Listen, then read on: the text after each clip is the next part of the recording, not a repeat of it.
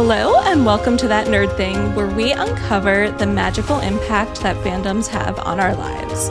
I'm Morgan, and I am so excited for today's guest. So, a few months ago, I actually saw Alan Cumming perform in Fort Lauderdale, and it was an amazing show, and he was accompanied by an amazing musician. And I am just so honored that that musician said yes to being on the show today. Henry Koperski is a musician and a composer, and he has done so many amazing things in the music industry. Like, you seriously need to go check out his website, which I will link to in the show notes so that you can see all of the amazing projects that he has been a part of. And I'm sure we'll dive deeper into some of those today. So I am so excited to welcome Henry to the show. Hi, Henry. Hi, Morgan. Thanks for having me. Yeah, I'm so excited that you're here. You know, I kind of just like reach out to people that I want on the show, and I still am so shocked every time that they say yes. So thank you for saying yes. I thought it was so cool. Of course, it's an honor, and I love talking about what I'm nerdy or passionate about, so that's great. So is the tour with Alan Cumming still going on? It's kind of always going on. His schedule is so busy. You know, he's filming The Traders right now, and so I'll see him. We'll tour for like a month straight, and then I won't see him for 3 months, and then we do 2 months. It's just very scattered, which is perfect for me because then I can work with other projects and my own stuff. And it's great. Yeah, that is cool. That was such a moving performance. I went with my husband, and we were just like both in awe afterwards. Like, everything about it was wonderful. That is the you're thing we could hope to hear. Which show did you see? Did you see Uncut? Yes. Oh my God. So you're one of like very few people, because we've only done it twice, and we're going to do it a lot more later this year. But yes, you saw the second ever performance of it. And talk about nerdy, like it's a special show because we wanted to do something really intimate that was truly a combination of just like our talents together. And so it's like really raw, stripped down, and Alan's like singing a lot of music that is very specific to him, and so it was kind of a risk, but it was received really well. Yeah, it was amazing. I feel so lucky to have been one of the few to have seen it so far. That's really neat. Yeah, I wish I could have met you then that night. We were just feeling so good. Yeah. Yeah, I know. Afterwards, I was walking out. I'm like, do they do the stage door thing here? And I was like kind of peeking over, and I didn't know because it was like a different sort of venue that I've been to. So I didn't know if you did that. He typically doesn't. Yeah, I figured. Yeah. Yeah. Did you like Fort Lauderdale? I loved it. Yes. Oh my God, the theater is so nice. Alan and I had played at that theater like 2 years ago, and I heard they put like $20 million into it or something. Oh, wow. Maybe that number's wrong, but it was so nice now. It was beautiful. Yeah, I've been there a couple of times throughout the years. There's so many different venues here, and that's one of the nicest ones. I believe it. Yeah, it was such a great time. And the night before we did, the premiere was in Fort Pierce, which was a very different audience. They were still lovely, but it was much older, much straighter. So it was a fun way to test a show with a non-typical audience, whereas Fort Lauderdale was younger, queerer, etc. Oh man, that's so cool. Do you know if you're coming down to Fort Lauderdale again anytime soon? I am often in Florida with different shows. For some reason, like that's where we keep getting booked, and it's awesome. Cool. Okay. Well, next time I definitely would love to meet you in person. Me so that'd too. Be super cool.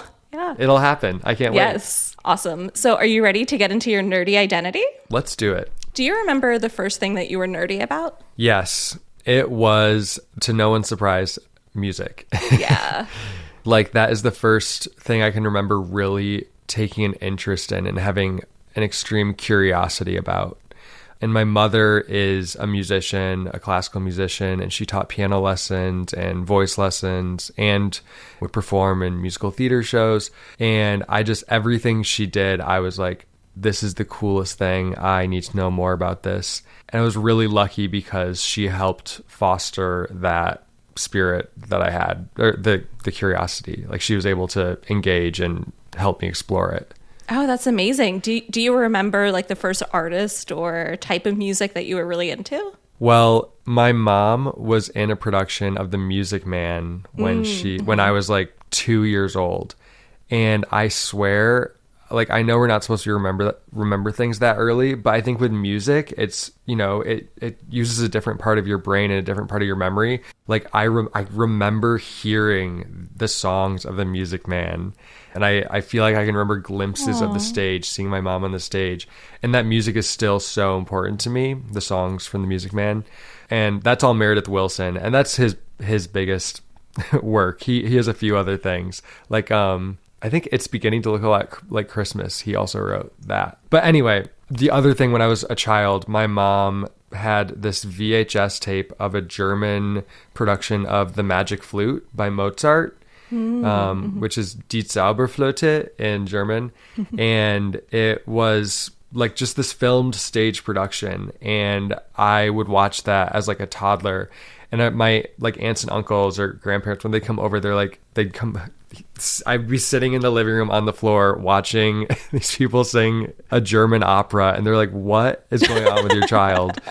But I loved it. And so Mozart was like my first classical obsession, and I loved learning more about his operas. And my mom would take me to the library, and we would get cassette tapes of different operas. And then when I really started to have a grasp, and like, you know, the point when you're a child, when you're like, oh, I really know what I want to explore. It's not just like what my mom gave me. When I was in first grade, I had this music teacher named Mrs. Van Dessel, and she showed us this piece of work called The Carnival of the Animals by Camille Saint-Saëns, who was a 19th century French composer. And he wrote these pieces, and they actually were intended for children. And each piece was supposed to illustrate an animal. So there's like the March of the Elephants. There's I can't remember their names. They're all in French. There's the one about a swan. There's one called like the chicken coop.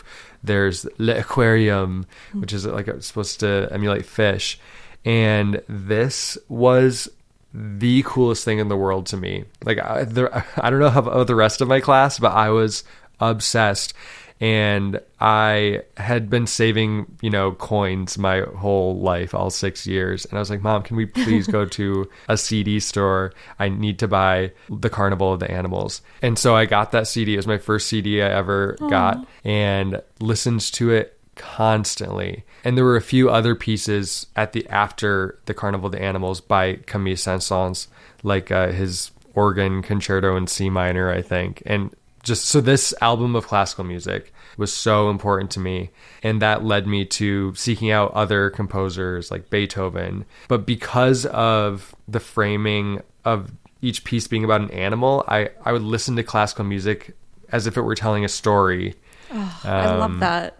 Yeah, so I could really see what was happening when I was listening to a Beethoven symphony. And also Fantasia, Disney's Fantasia from the first one from the 1950s. Like that I watched probably every Sunday at my grandma's house, which is, again, the same world, just like music with images. I love that. Ideas. Yeah, music really does tell a story, and just so much about the human experience, and it brings up emotion, and it's so connected and tied to our memories throughout our life. Like, I love that. Yeah. And I'm sure you've seen on TikTok or Instagram or Reels of like people that go into a senior citizen home, and there's someone that hasn't been able to communicate with words in years, and they'll start playing a Sinatra song and they start singing every word. I want to know more about that. Because how so can beautiful. we use this for other things? Like, this part of our brain is really powerful. What if we were able to, I don't know. Yeah, I totally agree. So then when did you learn to play instruments? As long as I can remember, I wanted to know how to play piano. So there's like home videos and pictures of me at the piano when I just a toddler, just like making sounds on it. But I loved it. I can remember the feeling, even though I couldn't like make the music I wanted to make. I still just loved. It was like painting, except with pitches. Ooh. And my mom taught me some very basic stuff when I was a child. When I was like 3 or 4, and when I was 5, Mrs. Van Dessel, call back to her, she started giving me official lessons on piano with like a book and everything. That's amazing. Yeah. I'm definitely not advanced or anything like that, but I started learning guitar and piano when I was like 13, and I'm still very basic, but it's just so, I don't know, just something about it and accessing that creative side of myself and just hearing the music. I love it. It's magical. Yeah, it literally is magical, because magic is just like energy.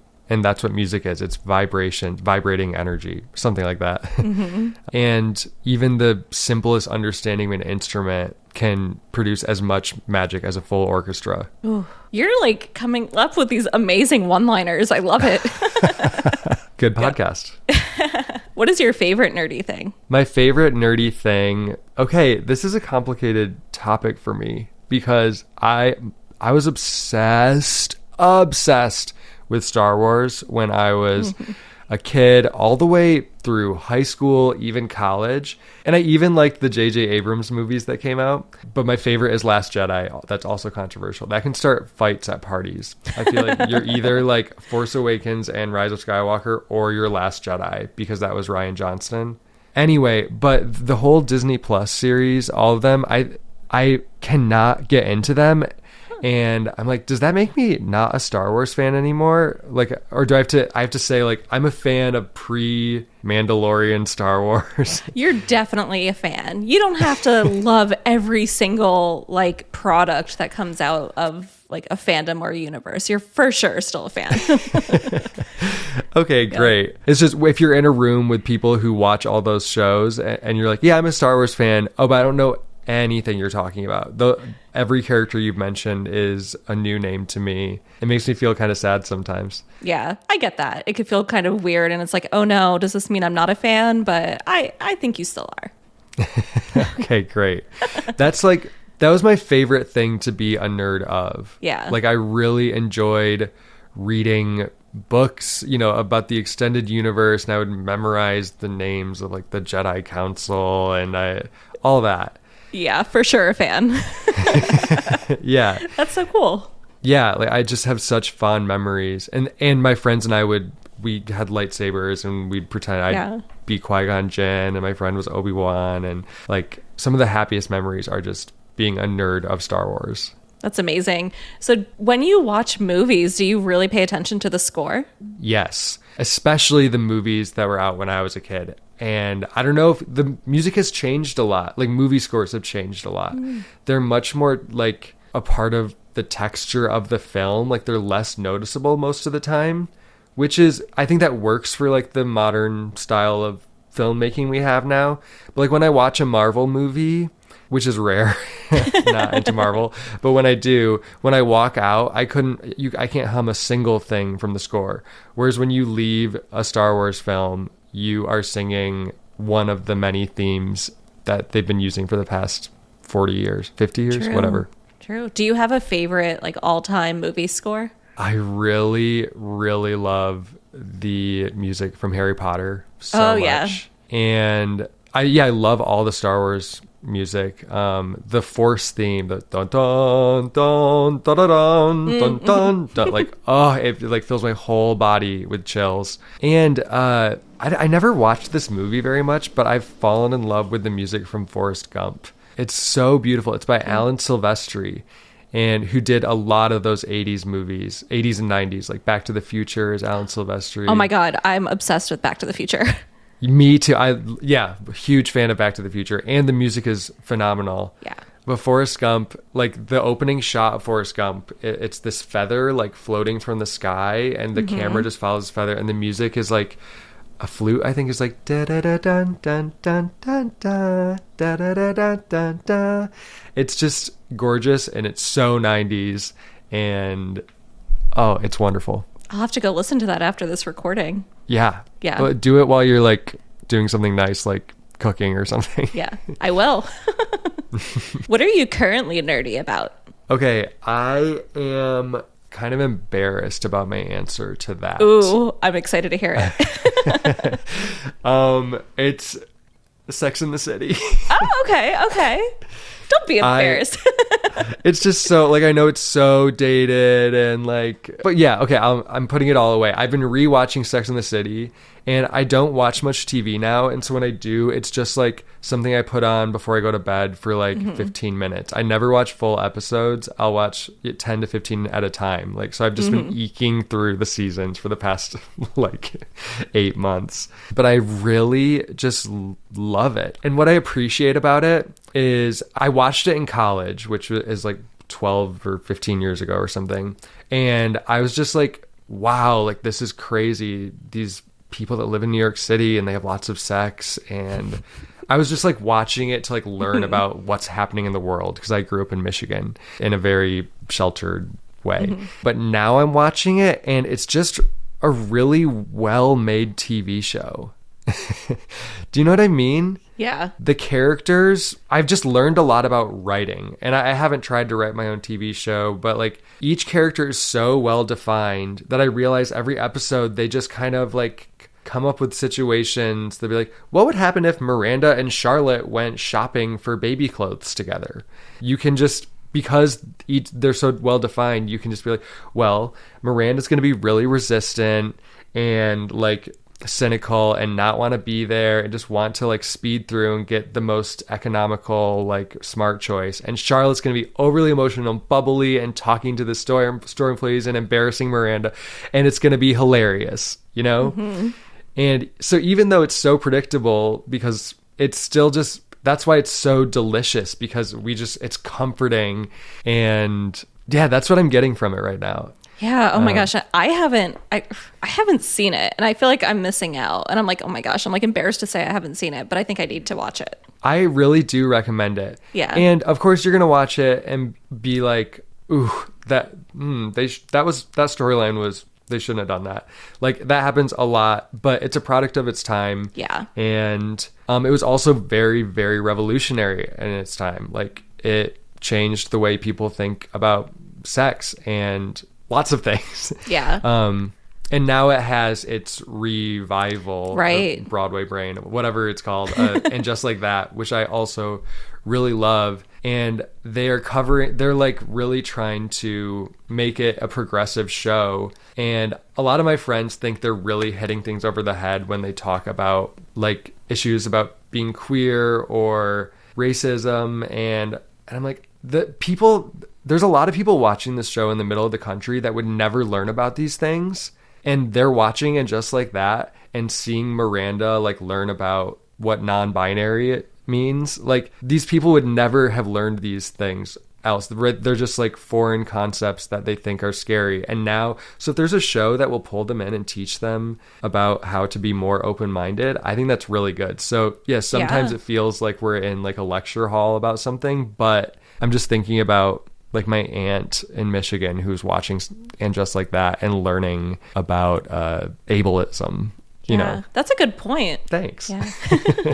So I know you just mentioned Broadway musicals. What's your favorite one? That's an ever-changing thing. It's, it depends on my mood. Yeah. But I think my easiest answer is Wicked. Yes. Are you excited for the movie? It's like the thing I'm most excited for in my entire life. I'm excited. Like I have shows coming up. There's books coming up. I'm like, I cannot wait to be in a seat in a theater watching Wicked. Totally. I'm really looking forward to seeing it. What is the most underrated nerdy thing about you? Jazz. I am a huge jazz head. It is my favorite music to listen to. I would say 90% of live music that I seek out is jazz. Every time I'm in New York City, I go to the Village Vanguard. It's my favorite place in the city. And if you don't know what it is, it's this jazz club. It's been there since the 50s. And every important jazz player throughout history has played there. Like their musical genres have been birthed there. Everyone from John Coltrane, Miles Davis, Dizzy Gillespie, Charlie Parker, they all played there. And it is still like the haven or the Taj Mahal of like jazz performance. And I've loved jazz since high school and actually got my degree in jazz saxophone. Cool. Yeah. And it's still, there's just nothing, talk about magic. Like it is a collection of people that are communicating in a really deep way using pitches and rhythms. And I think a lot of people don't know how to listen to jazz. They just, a lot of people have been trained to think of it as elevator music and it's background music because people like to have it easy. They just want like a simple melody that they can repeat. And that's great. I love that too. But I wish I could like create a goggle and headset piece that people could wear and like see jazz the way I see it and other jazz lovers see it, which is just magic. Like every time I see a good jazz concert, I like will start crying, because not because I'm like emotional about anything specific. I'm just literally like feeling the most amazing vibrations of like people's energies coming together and forming shapes and colors and timbres and vortexes, honestly. There's been so many times I've sat in the Village Vanguard and felt like I was like being sucked into a portal, because like jazz musicians can like manipulate time in such a way that you kind of forget where you are, and you forget like language even. Like you just kind of, everything becomes amorphous, but it requires like your full focus and attention. Like if you go to a jazz concert and just like look at your phone or something, which you would get kicked out of the Village Vanguard for, by the way, which is another thing I love about this venue. That's like, amazing. Yeah, one of the owners or people working will come at the beginning of the show, say, this is like a listening room. If you have to have a conversation, like whisper and keep it really short. And that's really important to me. Yeah, it sounds like it's such an amazing experience going there. It is. It's like as like immersive and as an experience as going to a Broadway show, except it's going to be $40 for a ticket instead of $200 or whatever. And it's going to be a completely unique experience that will never happen again. Right, because there's a lot of improv in jazz. Yeah, it's mostly improv. Yeah. Yeah, it's so underrated, I think. Yeah. My favorite jazz song is Blue Bossa. I'm sure you know that. Yeah. Every time yeah, I love it. Yeah, it's a great tune. Yeah. What is the most random nerdy thing about you? I am obsessed with like baked goods. Oh. And it's something I have been my whole life. And I feel like that's not a thing people would say is a nerdy thing. It's not like Star Wars or music or something. But I really, like every time I see a new bakery, I have to go in and just scope it out. I have to see like what kind of scones do they have? Do they have like a good selection of cake donuts? Oh, too many raised donuts. And like I really love baked goods. Yeah. Well, I mean, that's an art also. Totally. Yeah. And it's something that I haven't tried to like do myself. I'm not a baker. I don't have like the precision or patience for it. And I don't know like different types of flour and I don't know anything about it, but I consume it. Yeah. as much as possible. And it's really fun to just, be a fan of it. Yeah. Whereas like jazz, I've got a degree in it, or Star Wars, like I want to learn how to write stories like that and create that type of thing. But baked goods, it's just like something that I'm passionate about, but have no like involvement with myself. Yeah, you like consuming it. I'm sure there's so many listeners who definitely relate. Who doesn't love a good cupcake?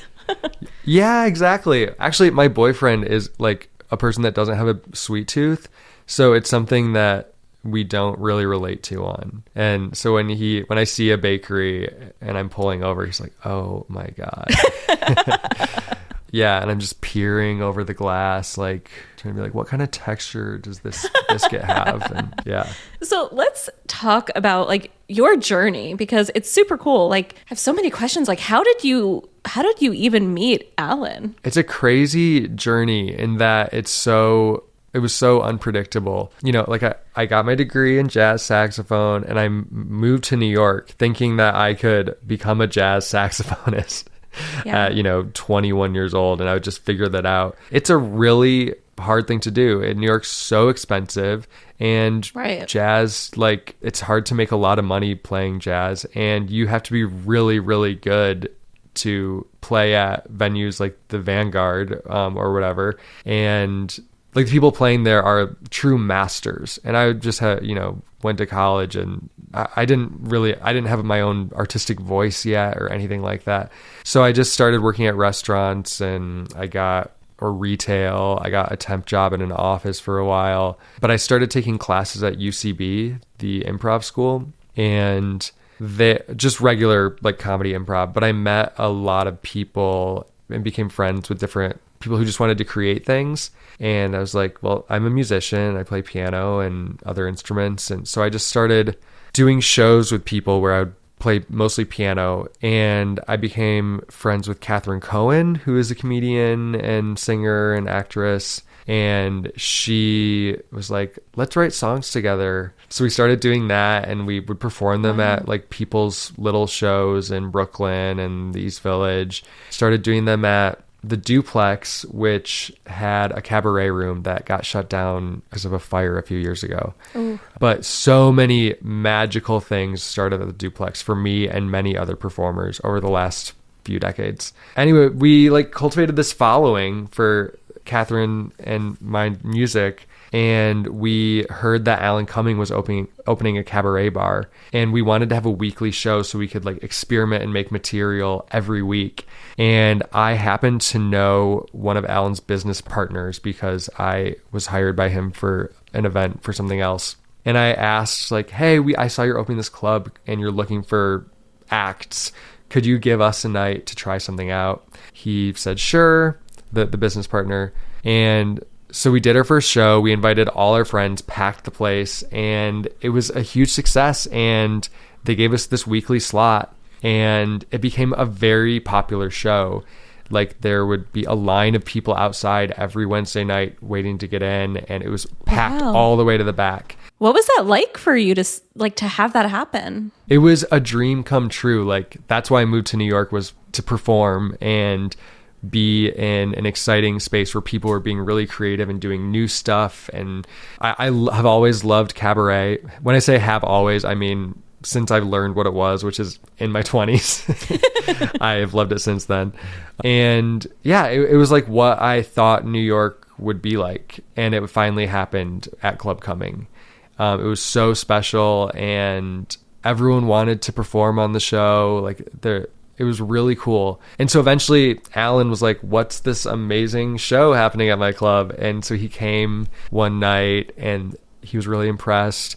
And he invited Catherine and I to perform on some of the things he does. Like we got to perform at this kind of like burlesque fundraiser gala at a place in the Lower East Side.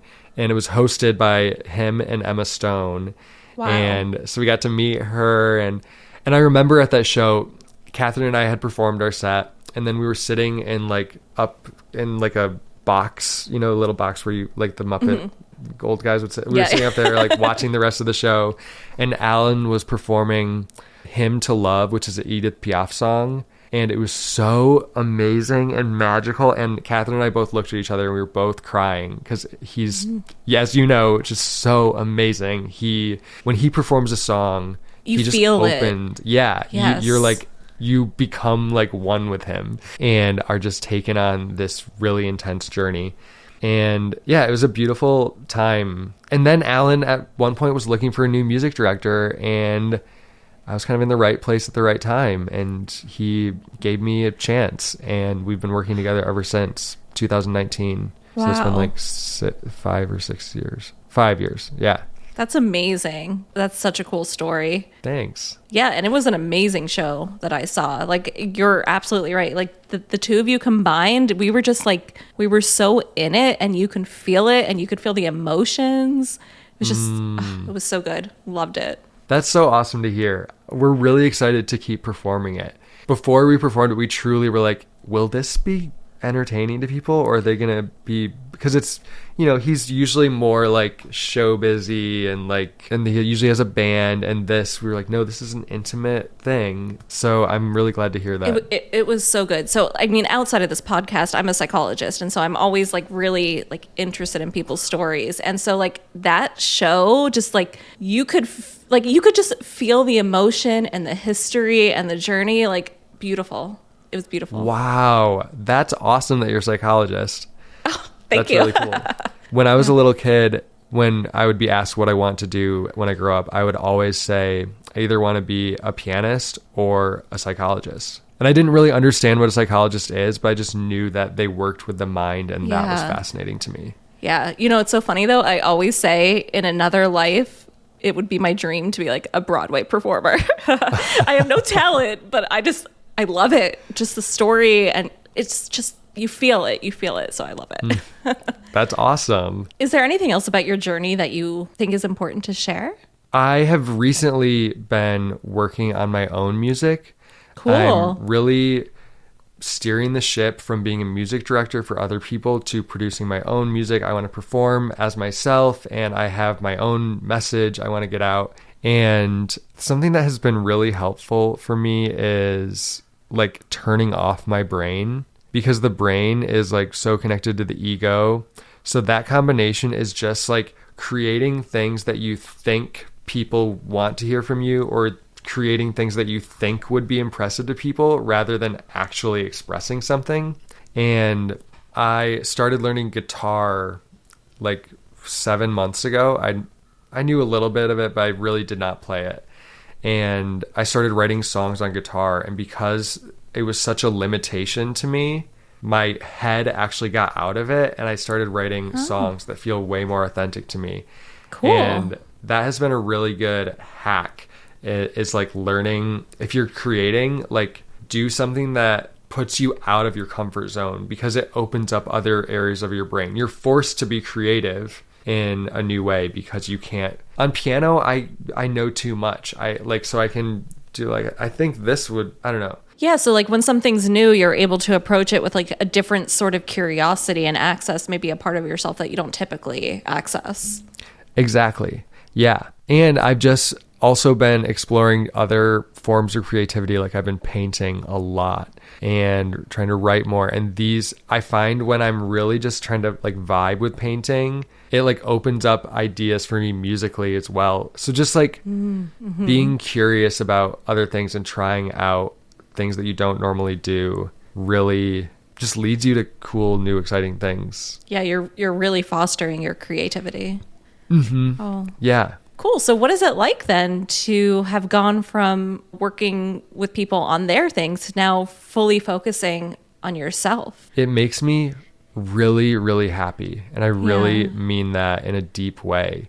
Not happy just like, this is fun. Like at the end of the day, I'll just like feel this like levity in my chest, and I feel more present, and I'm enjoying washing dishes just because like I feel so in touch with what's inside me. And like I'm flowing more, because when you create, you're expressing stuff that needs to come out. Express means to like put out. And so there's stuff that you need to put out, and it doesn't have to be, no one else has to see it or hear it or whatever. Just like, but the process of doing it is so grounding, and yeah, it's just made me happier. I love that. So when you're doing it, you're not just necessarily focusing on the end result or how people are going to react to it. You're truly focusing on your experience in that moment and what it feels like. Yes. And I used to try to create the other way, and that literally it makes me sad.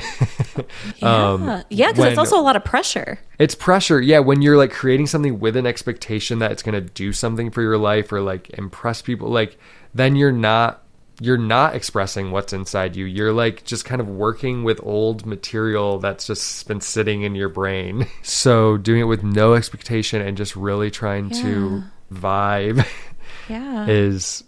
makes me happy. And the other surprise benefit of it has made me enjoy my work as a music director. The things that I do as my job, it makes me be like, oh, okay, I'm playing a bunch of songs that someone else wrote for this show, but because I know my own voice and style and vibes better, I can put my personality into it. And I think maybe a lot of people don't even notice it, but it makes the show or whatever you're working on, it makes it better because it has more energy. It has more of your energy whereas before I was just doing the job, playing the right notes at the right time. But now I feel like when I'm playing for someone else in their show, I feel like I'm really making my whole self a part of it. I mean, I could just tell you from experience, I totally felt that. That's so nice to hear. That's so validating. I think the song that really stuck out to me the most was Take On Me. Love it. That's my favorite part of the show. Really? Yeah. I loved it. I was like, I kind of want like a copy of that so I could listen to it. It was so good. Good to know. Oh, I think, yeah, we should record some of them, I think. 100%. I will be your first customer. Okay, great. I'll send it right to you. What has been the most surprising part about being a musician? That's such a good question. Thank you. When I was working on being a musician in college or in high school and even my early 20s, I was just so like, I just want to play music and be respected as a musician and like have that be my job and my livelihood. I did not expect that the main part about my musical life has just been constantly being on an adventure. I've gotten to go so many places around the country and the world and meet so many interesting people. I've been inside so many random people's homes or restaurants. Like, I've had so many unique experiences that I never would have predicted. And like, when you're an artist, people just engage with you. They're like, since you're sharing something with them that's from your soul, it makes people want to share something from their soul. So they'll, like, after shows, we've been invited to go into people's homes and they'll be like, you have to play this instrument that I brought from my home country that I keep, and like, let me play it for you, or like, let me make food that my family has made for generations. I don't know. It's so cool. Like how much you've connected with people. Yes. Yeah. That's what I didn't expect. Or even like, we'll be in a random town in a random state, and after the show, someone that coordinated the show will be like, hey, let's come out with us. We'll show you the like local gay bar. And we go to, this tiny gay bar in a small town, or, and just have experiences I would never have had I not been out playing music. Oh, I love that. I love music. It's amazing. It's so healing too. Yeah, it really is. It's just vibrations. Like, just think about like, how those like chairs where you can go in and just kind of vibrate your whole body, and that feels really good. That is what music is doing on an even subtler, is that a word? Even more subtle level. It's just like moving things around, and so you can see things anew, or just like stop thinking. Yeah. Oh, love it. I normally ask the question, like, what does being a nerd mean to you? But I'm going to give it a little bit of a spin with you. Like, what does being a music nerd mean to you? Being a music nerd is all about a true music nerd who just like, which means you're any music that is out there, if it's put in front of you, you want to engage with it. Even if it's something that you'd be like, oh, I don't know about this genre, or that's really loud, or whatever.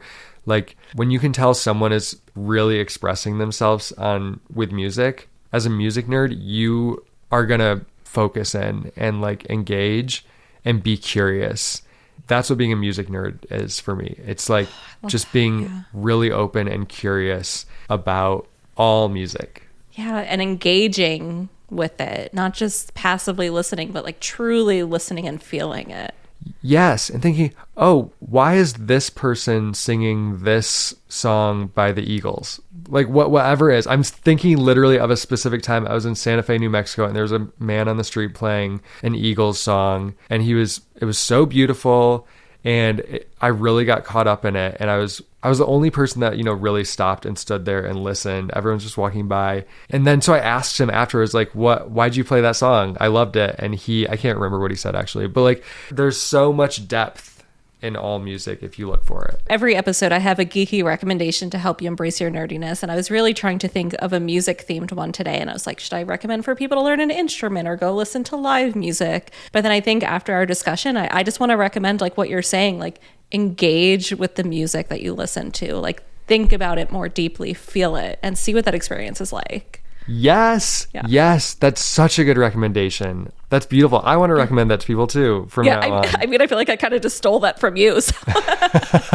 I think we found it together.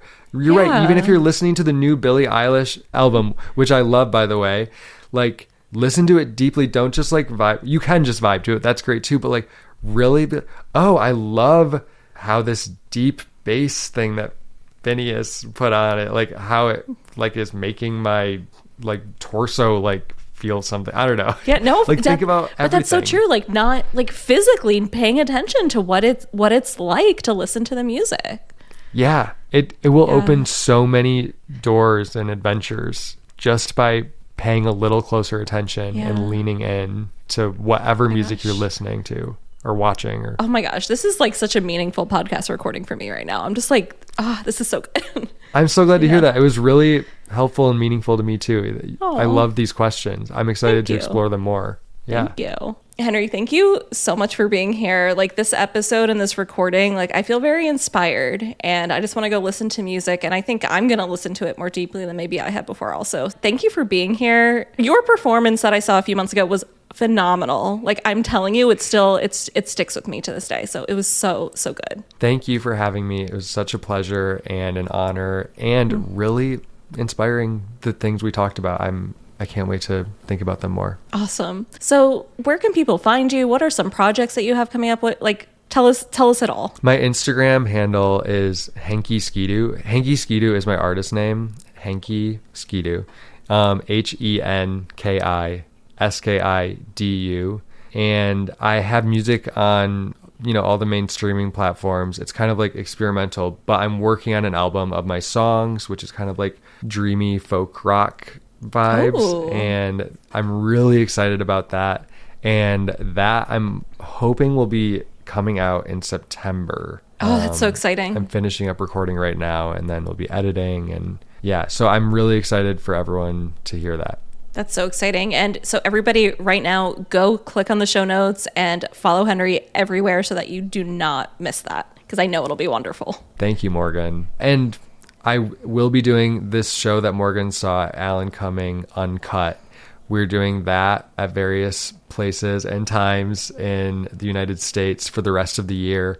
And I have a show with Ari Shapiro from NPR called Thank You for Listening. It's a brand new show that will be premiered in P-Town, actually, in June.